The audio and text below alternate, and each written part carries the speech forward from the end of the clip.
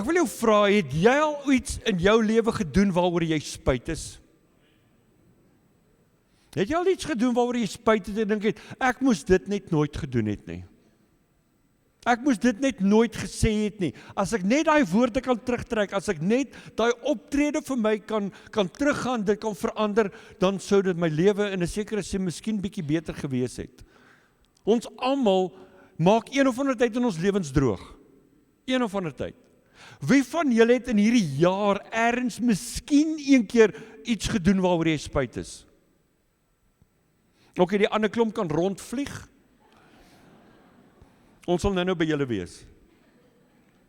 Ons almal het al droog gemaak. Wie van julle het hier in die afgelope week miskien iets gedoen waaroor jy spyt is? Iets gesê, opgetree. Kom, wees eerlik, ja, almal se hande moet eintlik maar opgaan, hè. Want ons almal maak maar nog droog een of ander tyd. Ons almal misluk een of ander tyd. Ons stel mense te leer. Jy stel partykeer jouself te leer. Jy stel en ek stel die Here baie kere te leer. Deur ons optrede, deur hoe ons miskien met mense werk, met mense praat, hoe ons mense behandel. Maar weet jy, partykeer lyk dit of mense 'n gawe daarvoor het om droog te maak. Ken jy so iemand? En dan kyk jy vir jou man. Hallo? Ons het in Kimberley 'n ou gehad, sy naam was Dewald. Nou die ou was 'n stout ou, hy was 'n biker, maar daai ou, maar hy was so lief vir die Here, maar hy het so droog gemaak.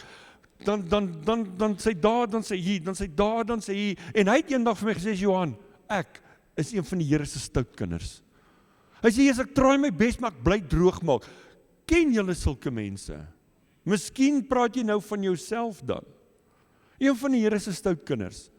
Dit lyk en dit voel soms of ek en jy die gawe het. Ons het net 'n manier om droog te maak. Ons het net 'n manier om iets te doen wat die Here teleurstel, ek myself teleurstel, mense teleurstel. Dis net maar hoe dit is. En soms voel dit so. Jy voel in jou lewe, jy try iets, jy doen iets, en ek moes nie dit gesê het nie.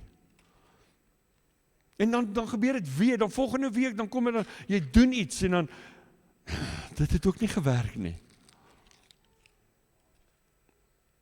Here, ek gaan meer Bybel lees, ek gaan regtig meer bid, dan kom Woensdag, Donderdag, Vrydag, vrek, alweer droog gemaak. En weet wat gebeur? Ons boekies raak al hoe dunner. Want hoekom? Ons het soms net die gawe om droog te maak. Jy try so jou bes. En om te misluk, dis nie iets wat ons wil hê nie. Niemand hou daarvan om droog te maak nie. Bel jou hierdie week, hoe gaan dit? Amazing, ek het die wonderlikste week, ek het 7 keer droog gemaak. Dit was die beste week wat ek gehad het. Dis nie iets wat ons wil hê nie, dis nie iets waarna ons soek nie. Dit soms gebeur dit net. En dit gebeur soms meer as wat ons dink in die lewe. Het julle geweet Thomas Edison, die ou wat die lig, die globe light bulb uitgevind het, hy 2744 keer probeer om een te laat werk. Wanneer sou jy opgegee het? Hy 2744 keer droog gemaak. Imagine hoe daai boekie van hom gegaan. Imagine it. 2744 keer het hy droog gemaak. En op die ou end toe werk dit. Hoor wat het Joe Biden gesê. Failure at some point in your life is inevitable, but giving up is unforgivable. Droog maak gaan kom. Jy gaan nog baie in jou lewe droog maak. Jy gaan nog baie keer dinge doen, sê waaroor jy spyt gaan wees. Dis die lewe waarin ons leef. Dit is inevitable. Misluk gaan jy. Jy gaan foute maak. Maar om op te gee, moet net by ons 'n keuse wees. Ek gaan net nie stop nie. Ek gaan aanhou en aanhou en aanhou en ek gaan my bes try. Dis onvermybaar om te misluk in die lewe. Dis nie hoe dit is. Dis die lewe waarin ons is. Dis die mens wie ons is as gevolg van sonde. Hoor wat het Henry Ford gesê. Failure, om te misluk, is an opportunity to begin again more intelligently. Dit is om droog te maak, is om foute te maak, om te misluk in die lewe, en om dinge te doen, miskien waaroor jy spyt is, maar die groot ding is, leer uit dit uit. En wees bietjie meer intelligent na die tyd. Want dan was jou droogmaak die moeite werd geweest, want ten minste het jy dan iets geleer. As jy val net vorentoe, dan het jy ten minste vordering gemaak. Dis die lewe, dis net hoe dit is, en ons gaan nie verby dit kom nie. Goeie mense misluk, slim mense misluk, ryk mense misluk, alle mense misluk, een of ander tyd, en weet jy wat, jy ook. Kyk vir jou langs jou en sê, jy het ook al misluk. Kom, sê vir hom, en sê vir die persoon, jy gaan weer misluk. Dis net so. Jy gaan nie na vanmôre hier so sit en bid en ons luister na 'n boodskap en na vandag, ek gaan nooit weer droog maak nie. Na vandag gaan ek nooit weer misluk nie, ek gaan nooit meer foute maak nie, ek gaan nooit meer iets doen of sê waaroor ek spyt gaan wees nie. Ons gaan soek dit nie. Dit kom outomaties. Dis soos die krag wat afgaan. Dis net outomaties. Dis net hoe dit werk. Maar wat as ons droog maak by die Here? Wat as ons hom teleurstel? Wat as ons misluk in dit wat hy eintlik wil hê ons moet hom in please? Wat dan? Dis baie interessant as jy die Bybel gaan lees. En jy hoef nie ver te lees nie, jy hoef nie te gaan soek nie. Hoe baie mense in die Bybel het misluk. En dis wat my so wonderlik is van die Here, dit is wat my op die ou end ook laat bewys dat die Bybel is die waarheid. Hoekom sal jy 'n boek skryf met almal se foute om mense iets te leer? Jy gaan mos eintlik dan 'n boek skryf wat net al die goeie goed en al die mooi goed is, maar hier kom die Here juis in sy woord en hy leer vir ons en hy vertel vir ons van mense se foute om dit vir ons moontlik te maak om te identifiseer met hulle. Laat dit is nie almal in die Bybel is daar ver en heilig aan een kant nie. Nee, hulle is mense net soos ek en jy wat droog maak. So ons hoef nie te gaan soek in die Bybel vir mense wat droog maak nie. So 'n klomp van hulle. Onthou julle daai Samaritaanse vrou met wie Jesus gepraat het by die put? Sy het 5 mans al gehad. Wat was 'n bad tannie daai? Onthou julle Sara en Abraham? Deur haar hele lewe lank sorg die Here, voorsien die Here, doen wonderwerke in haar lewe. Toe kom die Here en gee haar belofte en sê vir haar, Sara, jy gaan 'n kind hê op jou ou dag. En wat doen sy? Sy lag vir die Here. Imagine dit. Jy weet hoe dit voel as jy vir jou kindertjies vertel en lag jou. Wat doen jy as jou kind jou uitlag as jy vir hulle iets wil sê? Jy lag nie dit nie. En hier doen hierdie vrou dit met God. Nadat hy al soveel dinge vir haar gedoen het. Dawid, ons liewe koning Dawid, hy pleeg oorspel. Hy maak groot droog. En hy laat iemand vermoor. Dink net die mislukking waardeur hy gegaan het. Eva, die appelboer. Saggeus, hy was 'n skelm tollenaar. Hy het vir SARS gewerk, hy was 'n skelmou gewees. En hy het ouens ingedoen. En die Here kom nog steeds, en ten spyte van sy droogmaak, ten spyte van dat hy misluk met klomp dinge in sy lewe, kom die Here en hy help nog steeds. Maar ek wil ons vanmôre net by 2 persone stil staan. En vinnig iets kyk by mense se lewens in die Bybel, dat mense wat misluk het in die lewe, mense wat droog gemaak het. Die eerste persoon is Jona. Hy het vreeslik droog gemaak. Maar as 'n mens vir Jona moet vra, dis jou wat ons deur die vis, daai laaitjie, hy het deur die vis ingesluk is. As 'n mens moet vir Jona vra, Jona, wat het jy geleer uit jou droogmaak uit? Deur jou mislukking, dit wat jy gedoen het teenoor die Here, wat het jy geleer? Ek dink sal Jona vandag vir jou en my kom sê, die Here gee altyd tweede kanse. Maar ek dink dis wat hy vir ons sal kom sê, die Here gee tweede kanse. Ek het iets raak gelees in Jona se storie, wat my hart aangegryp het, en nou wil hy vers vir jou lees, in Jona 3, lees ons, nadat hy droog gemaak het, na hy misluk het, die Here sê vir hom wat om te doen, en hy maak droog, En hoor wat staan die volgende in Jona, dis 12 amazing woorde, en ek weet julle OCD ouens gaan die woorde tel maar ek gaan julle kans gee. Daar staan die volgende, in Jona 3 vers 1 staan daar, die woord van die Here het 'n tweede keer tot Jona gekom. Tel dit, dis 12 woorde. Dis 12 amazing woorde. Hy maak droog, hy misluk. En die Here, en hy sê, en die woord van die Here het 'n tweede keer na Jona gekom. So hoekom 'n tweede keer? Hoekom het dit weer gekom? Want sy eerste keer het hy misluk. Die eerste kans wat hy gekry het by die Here het hy net plain droog gemaak. Hy het so droog, Jona het so droog gemaak. Die Here sê vir hom, Jona, gaan Ninive toe. Wat doen Jona? Hy gaan die teenoorgestelde kant 3200 km ander kant toe. Dit sê, en dit klink vir my soos 'n ongehoorsame aksie. Die Here sê vir hom, gaan oos, hy gaan wes.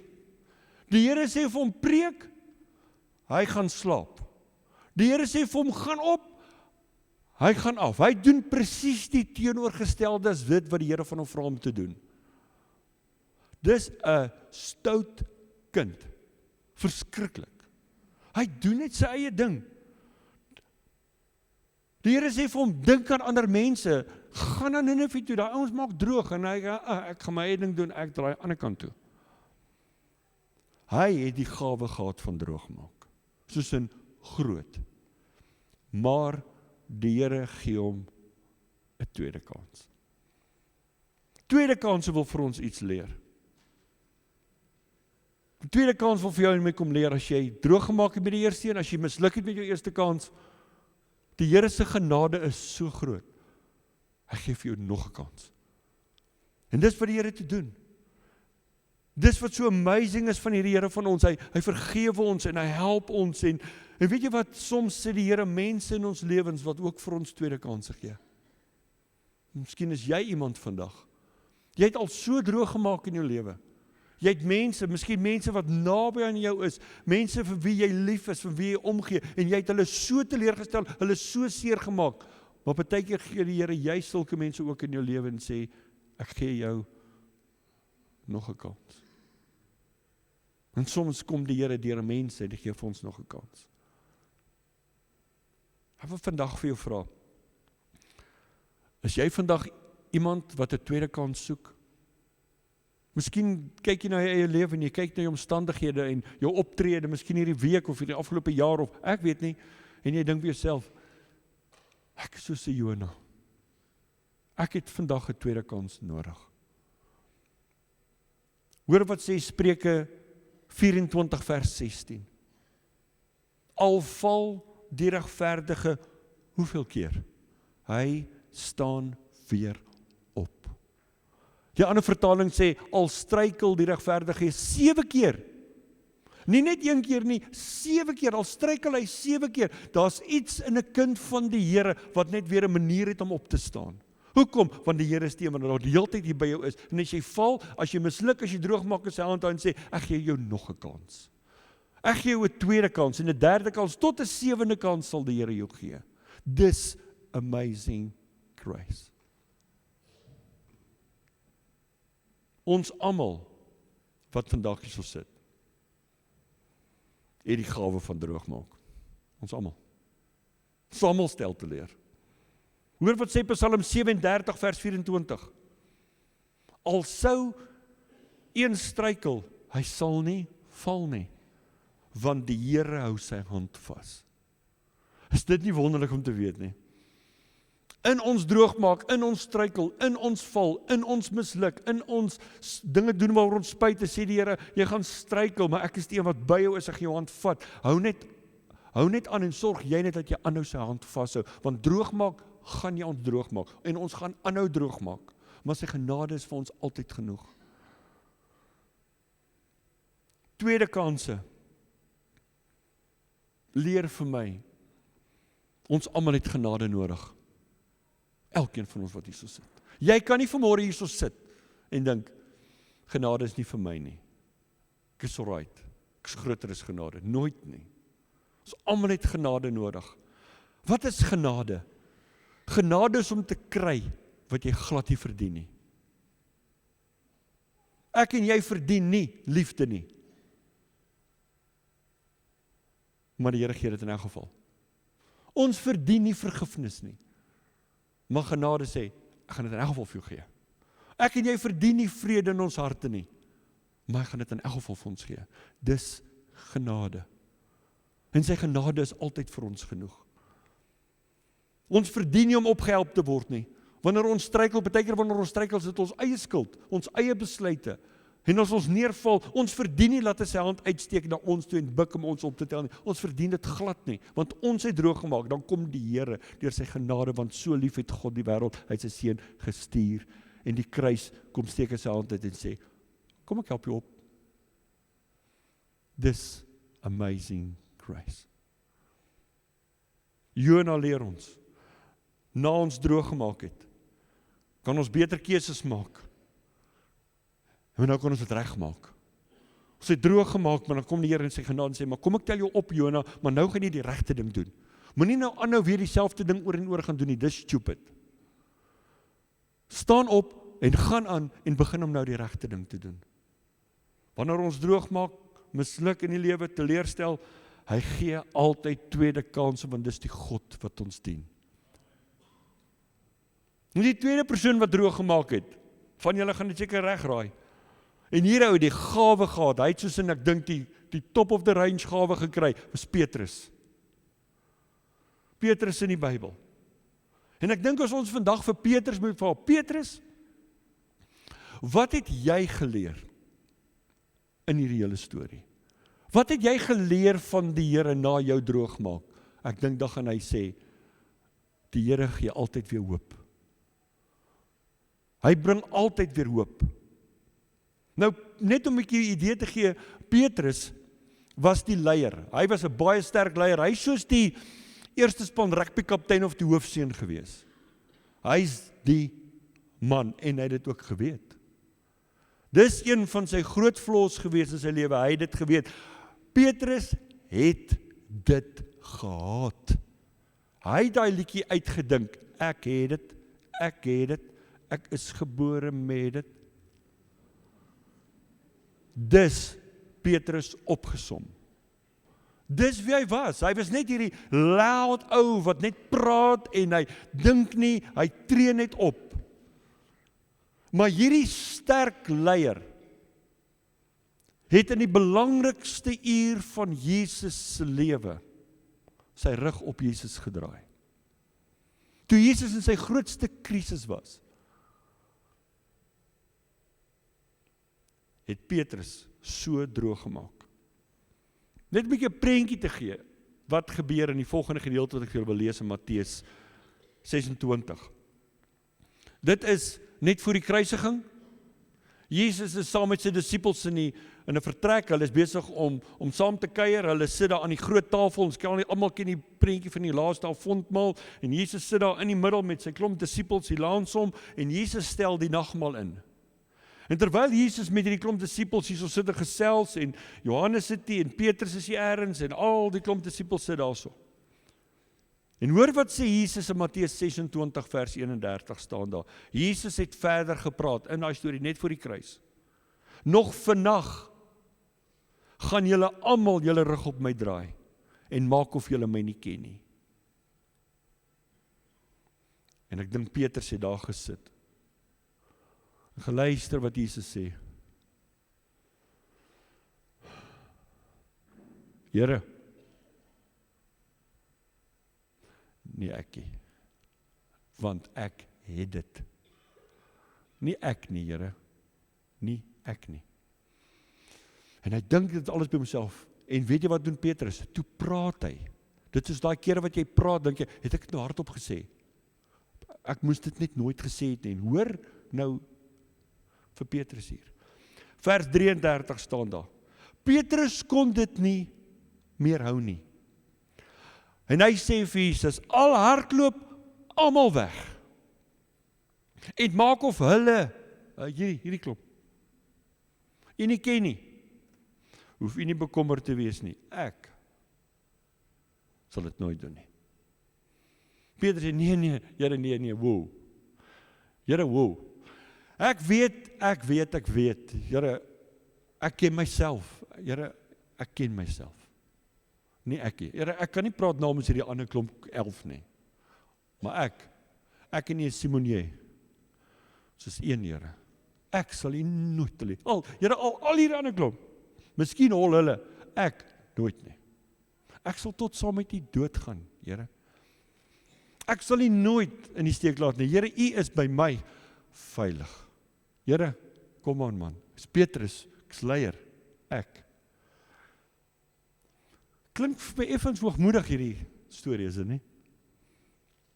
En Petrus se een groot fout was, hy het gedink hy ken homself beter as wat Jesus hom ken. Want op daai oomblik, eintlik wat hy vir Jesus sê, Jesus, ek weet u dink u ken my. Maar Here, ek weet u kan goed preek en alles, maar Here, ek ken myself ook. Here, ek weet, ek sal u nooit teleurstel nie. Nooit nie. Here, ek droog maak, in die lewe sal ek dit nie doen nie. En Jesus sê vir hom, jy gaan nog vanaand, Petrus, jy gaan vanaand nog erken dat jy my nie ken nie. Nog vanaand gaan jy my verloon. Nog vanaand. En hy sê, Here, ek sal dit in my lewe nie doen nie. Nooit gesien nie. Here, ek sal vir die dood gaan. Jesus, worry jy oor die ander 11, maar oor my, ek is okay. Ken die storie. Toe die druk kom, toe hy moes opstaan vir Jesus, toe val hy. Alles wat hy gesê het, hy gaan doen. Here, sal hy nooit los nie. Het hy nie gedoen nie. Here, ek sal vir u sterf. En toe daar 'n tienermeisie sê, hoorie maar Petrus, ek het jou gesien saam met hierdie Jesus, sê, ek nooit in my lewe, ek was nie saam met hom, ek ken hom nie eers nie. En die volgende oomblik, kraai die haan. En op daai oomblik, toe die haan kraai, toe draai Petrus om en hy kyk Jesus, en Jesus kyk hom in die oë. Dink net hoe moes Petrus gevoel het, op daai oomblik. Wat moes hy beleef het op daai oomblik? Alles, wat hy gesê het, net 'n rukkie terug, wat hy gaan doen, hy doen nie een van hulle nie. Hy sê dat hy Jesus nie ken nie, 3 keer na mekaar. Hy sê, Here, ek gaan nie hardloop nie, wat doen hy? Hy hardloop weg. Hy gaan kruip weg. Hier maak Petrus so droog, hy val, hy struikel en hy misluk. En Petrus het alle hoop verloor. Na daai gebeure het Petrus al sy hoop verloor. Hoe sal Jesus my ooit weer kan gebruik? Hoe gaan hy my ooit kan vertrou, nadat ek klomp beloftes aan hom gemaak het, voor al die ander 11? Uit hoogmoed uit. En na die kruisiging, na al die gebeure, na die opstanding, alles, wat doen Petrus? Hy gaan vang weer vis. Hy gaan weer terug na dit waarin hy goed is, visvang, dit was sy beroep, hy was 'n visserman, hy het sy besigheid gehad. En hy gaan vang weer vis. Maar hier is wat amazing is van die Here. Jesus, op 'n stadium, na alles, kom en hy loop rond en hy soek en hy, waar's Petrus? Waar's Petrus? En Jesus sê, ek gaan vir Petrus soek. En hulle is besig op die meer daar om vis te vang, en Jesus sit op die kant, hy maak vir hulle ontbyt, hulle kan dit gaan lees in Johannes, nie op die einde van Johannes, Jesus maak vir hulle ontbyt, hy maak 'n vuur, hy braai vir hulle vis, en die kom Petrus hulle terug van die visvang af. Ek wil vandag vir jou sê, as jy hoop verloor het vanmôre, as jy vanmôre hier so sit en jy voel jy het al so droog gemaak, jy het al die Here so teleurgestel, jy het jouself en mense al so teleurgestel, jy het al soveel misluk, soveel keer droog gemaak, jy voel jy het God teleurgestel, weet jy wat wil hierdie vir jou en my kom leer, van Jesus wat teruggaan na Petrus toe, hy gaan jou altyd kom soek, hy gaan altyd jou kom soek, hy sal die 99, wat gevind is, los, die 99 skape, maar hy gaan daai een kom soek, wat weg is. Dis amazing grace. Of jy daarvan hou of nie, die Here kom vir jou. Hy gaan kom vir jou, hy gaan jou kom soek en hy gaan jou kom kry. Dis genade. Nou wil ek vir julle iets sê voordat ek klaar maak. Nou wil jy my nie hierdie mis nie. Toe Jesus daar op die strand is, saam met Petrus. Ek weet nie, miskien het hulle daar gesit, daar langs die vuur, en Jesus het gesit, en Petrus was daar, en dink net al die skuldgevoelens waarmee Petrus gesit het. En nou kom Jesus en dan kom soek hom, en hy begin met hom te gesels, en Jesus vra vir hom 'n vraag. Hy vra vir Petrus, Petrus, het jy my lief? Maar Jesus gebruik 'n baie spesifieke woord vir lief. Hy gebruik die hoogste en die goddelikste vorm van liefde vir Petrus daar. En dis die woord agape. Hy vra vir Petrus, Petrus, het jy my agape? Het jy my lief met 'n goddelike liefde? En Petrus antwoord Jesus en sê, ja Here, ek het U lief, maar met 'n lae liefde. Hy gebruik die ander woord, hy gebruik die woord philo. Dit is vriendskapsliefde, dit is 'n lae liefde. Jesus vra hom, Petrus, het jy my agape? Petrus antwoord Jesus, ek het die phileo. Weer vra Jesus hom, Petrus, het jy my agape? En Petrus antwoord Jesus, Jesus, ek het die phileo. En Jesus verstaan iets daai dag op die oomblik. Hy sê, Petrus, sien homself nou so laag. Voor al hierdie gebeure, ek dink as Jesus hom dan gevra het, dan het hy net die tyd agape gepraat. Maar na sy teleurstelling kom hy agter, ek kan nie opkom tot daar nie. Ek kan nie nou by agape, daai goddelike hoë liefde mee uitkom nie. Ek is nou op hierdie lae liefde. En Jesus vra hom 'n derde keer, maar Jesus kom nou na sy vlak toe. En Jesus vra hom die derde keer, Petrus, het jy my phileo? Ek kom nou na jou toe. Ek sak nou af na jou toe. En Petrus antwoord, Here, ek het die phileo. Nou kom hy na hom toe. Want hy weet, ek moet by hom wees om hom weer op te tel. As jy geval het, kom die Here altyd na jou en my toe. Altyd. Dis wat die kruis sê, hy kom na jou toe, hy kom na my toe. En dan wanneer hy by ons is, hy kom en klop aan ons deure. Hy kom soek jou, klop aan jou deure, as jy daar, hy gaan nie sê kom nie, hy gaan net na jou toe kom en sê, kom, ek het jou so lief, ek het jou so lief. En dan van daar af, van die phileo liefde, kom die Here en hy tel jou op en hy maak jou weer vol van agape liefde. Ek dink op daai oomblik, het Petrus, ek dink Jesus vasgegryp en sê, Here, ek het so droog gemaak. Ek is so jammer. Ek het gedink ek is okay, Here, maar sonder U is ek glad nie okay nie. En die Here herstel hom, en hy gee vir hom weer nuwe hoop. Dis die storie van die kruis. Dis die storie. Dis amazing grace. Ek wil vandag vir jou sê, as Petrus kon teruggekom het na daai geweldige droogmaak en daai mislukking, kan enigeen van ons terugkom. Daar's altyd hoop. Jesus kom en gee altyd nuwe hoop. En jy het geweet, die woord hoop kom 81 keer voor in die Nuwe Testament. 1 keer voor die kruisiging en 80 keer na dit. Want na die kruis is daar altyd hoop. Daar's altyd hoop by die Here. Jesus bring vir ons liefde en hoop. En hierdie teken hier op die kruis is die infinite sign. Daar's nie 'n begin, daar's nie, hy hou net aan en hou net aan. Dit is God se liefde, sy liefde is oneindig, dit hou net aan. Sy genade is oneindig, dit hou net aan. Sy hoop is oneindig, dit hou net aan en aan, dit gaan net nooit stop nie. Ek wil jou vandag vra, waar het jy droog gemaak? Waar het jy misluk? Waar het jy teleurgestel? Miskien het jy al beloftes aan die Here gemaak wat jy net nooit nagekom het nie. Jy het beloof, Here, in die begin van hierdie jaar, Here, hierdie jaar. En hier is ons in die middel van die jaar en jy het net nooit by dit uitgekom nie. Miskien voel jy net vanmôre, Here, ek het so droog gemaak. Here, ek het gesê ek gaan hierdie jaar meer Bybel lees. Ek is nie daar nie.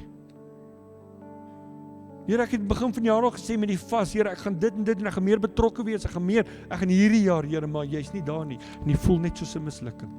Voel of jy so droog gemaak het. Ek gaan net vandag vir jou sê, hy gee tweede kanse en altyd hoop. Want hy is ons lewende hoop vandag. Maak nie saak waar jy jouself bevind vandag in jou lewe nie.